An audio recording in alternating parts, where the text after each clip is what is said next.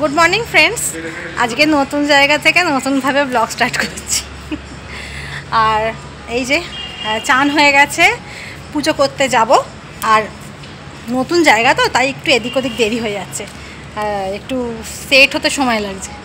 আর ঘরের কাজ মোটামুটি এখনও কমপ্লিট করতে পারিনি কিছু, জামা কাপড়গুলো কেচে শুধু শুকুর দেওয়া হয়েছে, আর কিছু হয়নি আপাতত। হ্যাঁ চলো, এইভাবেই স্টার্ট করছি, দেখি তারপর কি করা যায়।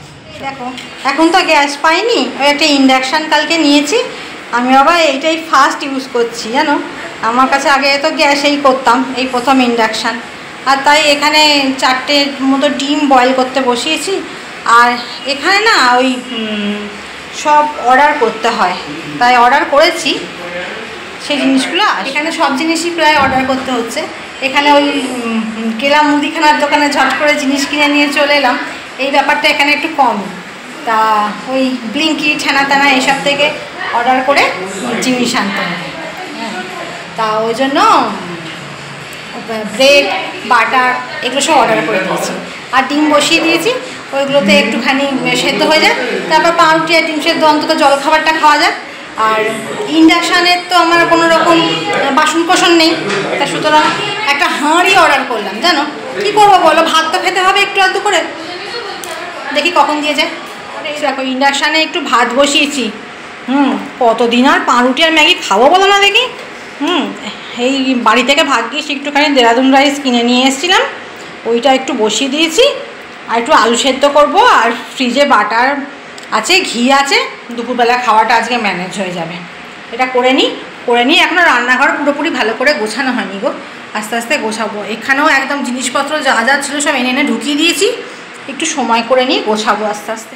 আর এই যে ছাদে এসছি একটু, ট্যাঙ্কে জল নেই জানো, এখানে সব সময় জল দেয় না, এখানে দিনে 3 বার জল আসে। আমাদের ওখানে অনেক সুবিধা, কিন্তু যাই বলো কি আর তাই নয়, আমাদের ওখানে অনেক ভালো বাবা, সারাক্ষণ কল তুলছি জল। কিন্তু এখানে মাত্র দিনে 3 বার জল আসে। আমি জানতাম না প্রথম দিকে, এখন দেখি জল নেই। চলো দেখি কি করা যায়। এবার টাইমটা জেনে নিতে হবে, আর ঠিক টাইমে উঠে ট্যাঙ্ক চালাতে হবে। ছাদটা বেশ অনেক বড়, দেখো ওই দিক দিয়ে সিঁড়ি দিয়ে উঠে। আর এই দেখো এখানে ট্যাঙ্কি আছে। আর এই যে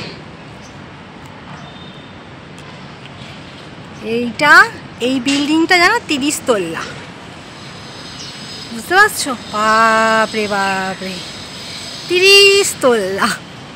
আর এইটা পাশেরটা 24 তলা। বাপরে বাপ, ভাবা যায়? আস্তে আস্তে নিচে নামি। এবার লোহার সিঁড়ি তো, টুকটুক করে নামতে হবে, নাহলেই মুশকিল। চলো, আমাদের একটা জিনিস দেখাবো বলে নিয়ে এলাম। এই দেখো, এই লক করা আছে।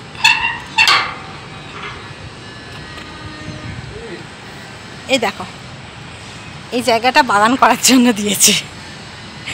ও আমার খুব ভালো লাগে, আমি দেখি কাউকে দিয়ে একটু পরিষ্কার করিয়ে।